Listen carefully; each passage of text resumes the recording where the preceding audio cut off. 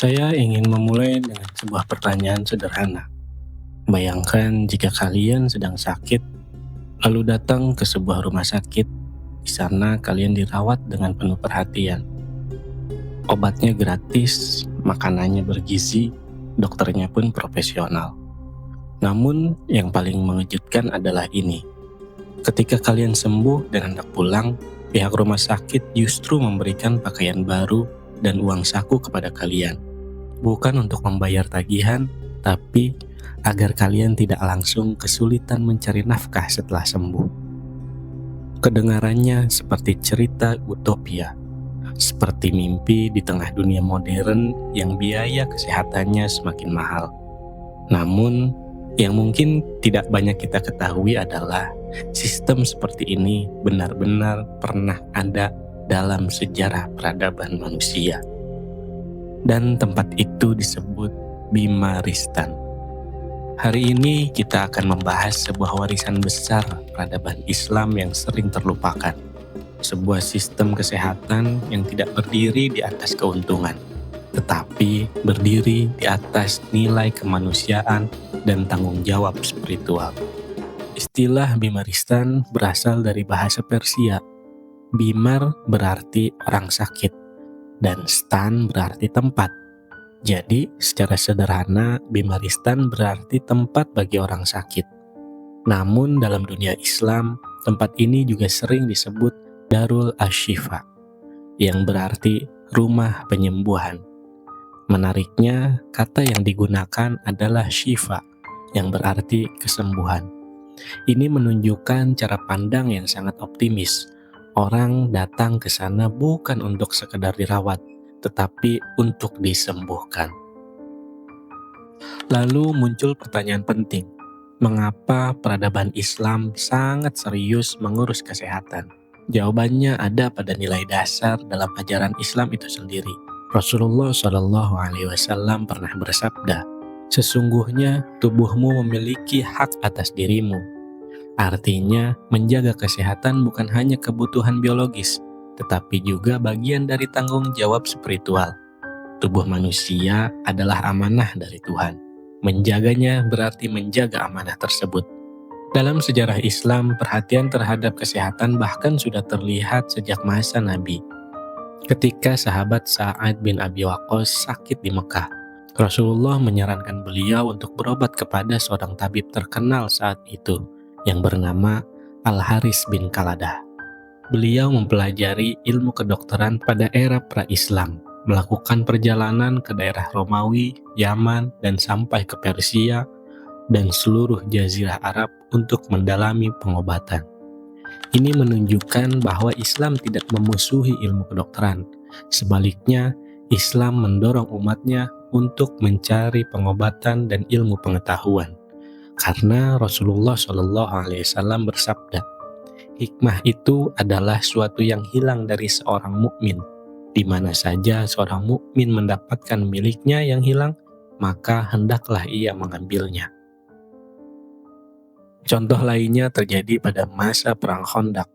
Di belakang Masjid Nabawi didirikan sebuah tenda perawatan medis. Tenda ini dipimpin oleh seorang perempuan yang luar biasa, bernama Rufaidah Al-Aslamiyah. Ia merawat para sahabat yang terluka di medan perang. Banyak sejarawan bahkan menyebut Rufaidah sebagai perawat pertama dalam sejarah Islam. Dari sinilah kita melihat sebuah prinsip penting. Islam tidak membiarkan orang sakit menghadapi penderitaannya sendirian. Komunitas dan negara memiliki tanggung jawab untuk hadir membantu. Dan dari prinsip inilah lahir sebuah sistem rumah sakit yang kelak menjadi yang paling maju di dunia. Sistem itu bernama Bimaristan. Setelah masa Rasulullah SAW dan para sahabat, dunia Islam berkembang sangat pesat. Wilayahnya membentang dari Asia Tengah hingga Afrika Timur. Seiring berkembangnya masyarakat, kebutuhan akan sistem kesehatan yang terorganisir pun semakin besar. Sejarah mencatat bahwa rumah sakit permanen pertama dalam dunia Islam dibangun pada masa dinasti Umayyah. Pembangunnya adalah seorang khalifah bernama Al-Walid bin Abdul Malik, sekitar tahun 86 Hijriah. Ia mendirikan sebuah rumah sakit di kota Damaskus. Rumah sakit ini awalnya berfokus pada penanganan penyakit kusta. Pada masa itu, kusta adalah penyakit yang sangat ditakuti. Banyak masyarakat mengucilkan penderitanya. Namun pemerintahan Islam justru melakukan hal sebaliknya. Para pasien kusta tidak diasingkan secara kejam. Mereka dirawat secara khusus. Mereka diberi makanan, pakaian bersih, dan bahkan uang saku untuk kebutuhan hidup mereka. Ini adalah pendekatan kesehatan yang sangat manusiawi. Tradisi ini kemudian berkembang lebih jauh. Di Mesir, seorang pengusaha bernama Ahmad bin Tulun membangun bimaristan yang sangat besar dan megah. Biaya pembangunannya mencapai 60.000 dinar, jumlah yang sangat besar pada masa itu. Yang menarik adalah sikap pemimpinnya. Setiap hari Jumat, Ahmad bin Tulun turun langsung memeriksa pasien. Ia ingin memastikan bahwa pelayanan kesehatan berjalan dengan baik. Ini menunjukkan bahwa kesehatan rakyat dianggap sebagai tanggung jawab moral pemimpin. Kemajuan terbesar terjadi pada masa kekhalifahan Abbasiyah. Pada masa khalifah seperti Harun ar-Rasyid dan Al-Ma'mun, dunia Islam mengalami masa yang sering disebut sebagai zaman keemasan. Di Baghdad, Damaskus, Kairo, hingga Cordoba, rumah sakit berkembang pesat. Bahkan di kota Baghdad terdapat konsep kota yang sangat modern. Rumah sakit dibangun dekat taman, pasar, dan kawasan pemukiman. Ini menunjukkan bahwa mereka sudah memahami sesuatu yang baru disadari dunia modern. Kesehatan tidak hanya ditentukan oleh obat, tetapi juga oleh lingkungan hidup. Bayangkan, lebih dari 1.200 tahun yang lalu, peradaban Islam sudah memikirkan hubungan antara kota, lingkungan, dan kesehatan. Salah satu hal paling menakjubkan dari bimaristan adalah cara mereka memilih lokasi rumah sakit. Seorang ilmuwan besar bernama Abu Bakar Ar-Razi memiliki metode unik. Ia menaruh potongan daging di berbagai lokasi kota. Kemudian, ia mengamati tempat mana yang membuat daging tersebut paling lambat membusuk. Tempat itulah yang dipilih untuk membangun rumah sakit. Mengapa? Karena itu berarti udara di sana paling bersih. Metode sederhana ini sebenarnya adalah bentuk awal dari ilmu kesehatan lingkungan. Tidak hanya lokasinya yang dipikirkan, arsitektur rumah sakit juga dirancang untuk membantu penyembuhan pasien. Di Bimaristan Al-Mansuri di Kairo, terdapat 4 pintu utama. Di tengahnya terdapat air mancur besar. Air yang mengalir menciptakan suara gemercik yang menenangkan. Di kota Marrakesh, Maroko, sebuah bimaristan dibangun oleh penguasa bernama Yaqub Al-Mansur. Di sana terdapat 4 kolam besar dengan air mengalir. Suara air dipercaya mampu menenangkan pikiran pasien. Tidak berhenti di situ. Di sekitar bangsal pasien ditanam pohon buah-buahan dan bunga-bunga harum. Pasien dapat menikmati aroma bunga, melihat pepohonan yang hijau, dan mendengar suara air. Para dokter saat itu memahami bahwa kesehatan mental sangat mempengaruhi kesehatan fisik. Bahkan dalam beberapa rumah sakit, musik lembut digunakan sebagai terapi. Ini adalah bentuk awal dari musik terapi yang baru populer dalam dunia medis modern. Namun di tengah kemajuan ini, prinsip syariat tetap dijaga. Bangsa laki-laki dan perempuan dipisahkan. Pasien penyakit menular ditempatkan di ruangan khusus. Artinya, mereka sudah memahami konsep isolasi medis jauh sebelum dunia modern.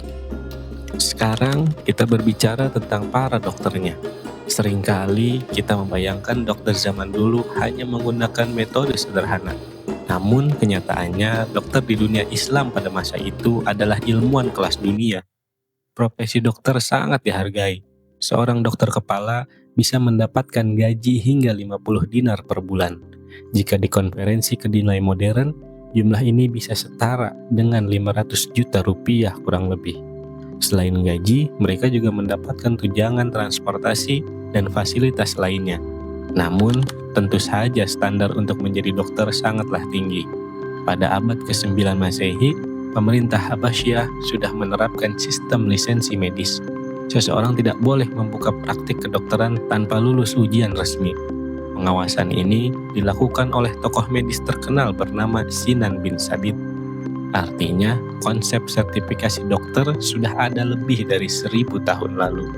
Kecanggihan medis juga terlihat dari metode diagnosis mereka. Ada sebuah kisah menarik dari dokter keluarga khalifah bernama Bakitsu. Suatu hari, ia diberikan sebuah botol besar air kencing untuk dianalisis. Ia memeriksanya dengan teliti. Lalu ia berkata, "Ini bukan air kencing manusia." Ternyata benar, itu adalah air kencing seekor keledai. Tes urin semacam ini sudah digunakan dalam dunia Islam lebih dari 1200 tahun yang lalu. Selain menjadi tempat perawatan, Bimaristan juga berfungsi sebagai universitas kedokteran. Mahasiswa belajar teori di aula kuliah, lalu mereka melakukan praktik langsung di bangsal pasien. Metode ini mirip dengan sistem koas dalam pendidikan kedokteran modern. Di beberapa rumah sakit bahkan terdapat perpustakaan medis besar. Di Bimaristan Ibnu Tulun, koleksi bukunya mencapai 100.000 volume. Ini adalah pusat ilmu pengetahuan yang sangat luar biasa.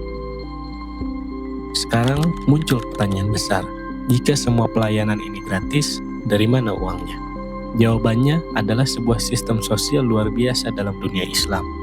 Wakaf. Wakaf adalah ketika seseorang menyumbangkan harta produktif untuk kepentingan masyarakat atau umat. Misalnya, tanah, kebun, toko, atau bangunan. Keuntungan dari aset tersebut digunakan untuk membiayai pelayanan publik. Para penguasa dan orang kaya berlomba-lomba mewakafkan harta mereka. Salah satu contoh terkenal adalah Sultan Qalawun di Mesir. Ia mewakafkan berbagai properti yang menghasilkan jutaan dirham di setiap tahunnya. Pendapatan itu digunakan untuk membiayai Bimaristan Al-Mansuri. Yang menarik adalah prinsip keadilannya. Di beberapa Bimaristan, obat-obat terbaik diprioritaskan untuk fakir miskin secara gratis. Orang kaya boleh berobat di sana, namun mereka biasanya diminta membeli obat sendiri. Dengan cara ini, rumah sakit tetap fokus melayani mereka yang paling membutuhkan. Ada sebuah kisah menarik. Suatu hari, seorang non-muslim berpura-pura sakit. Ia ingin membuktikan apakah benar rumah sakit Islam memberikan pelayanan tanpa diskriminasi. Ternyata, ia benar-benar dirawat dengan baik. Ia diberikan makanan bergizi, ia dilayani dengan penuh perhatian, tidak ada yang menanyakan agamanya. Pengalaman itu membuatnya sangatlah kagum. Kisah tentang Bimaristan bukan sekedar cerita masa lalu. Ini adalah bukti bahwa peradaban Islam pernah menciptakan sistem kesehatan paling manusiawi di dunia. Ketika bangsa Eropa datang ke Timur Tengah pada masa Perang Salib, mereka sangatlah terkejut melihat rumah sakit ini. Banyak konsep rumah sakit modern di Eropa kemudian terinspirasi dari sistem Bimaristan. Hari ini kita hidup di zaman berbeda. Di banyak tempat, kesehatan seringkali menjadi barang mahal. Rumah sakit berubah menjadi industri. Dan pelayanan kesehatan seringkali bergantung pada kemampuan membayar. Namun, sejarah memberi kita pelajaran penting, bahwa pernah ada sebuah peradaban yang memandang kesehatan sebagai hak dasar manusia, sebuah peradaban yang pemimpinnya merasa bertanggung jawab di hadapan Tuhan jika rakyatnya tidak terurus. Bimaristan mengajarkan satu hal yang sangat penting. Ketika nilai spiritual, ilmu pengetahuan, dan tanggung jawab sosial berjalan bersama, maka lahirlah sistem yang benar-benar membawa rahmat bagi seluruh alam. Semoga kisah ini membuka perspektif baru bagi kita, bahwa sejarah Islam bukan hanya tentang peperangan atau politik, tetapi juga tentang peradaban, ilmu pengetahuan, dan kemanusiaan. Terima kasih sudah menyimak sampai akhir. Jika kalian suka dengan pembahasan sejarah peradaban seperti ini, jangan lupa untuk subscribe, like, dan share agar lebih banyak orang bisa belajar dari sejarah. Sampai jumpa di episode berikutnya. Wassalamualaikum warahmatullahi wabarakatuh.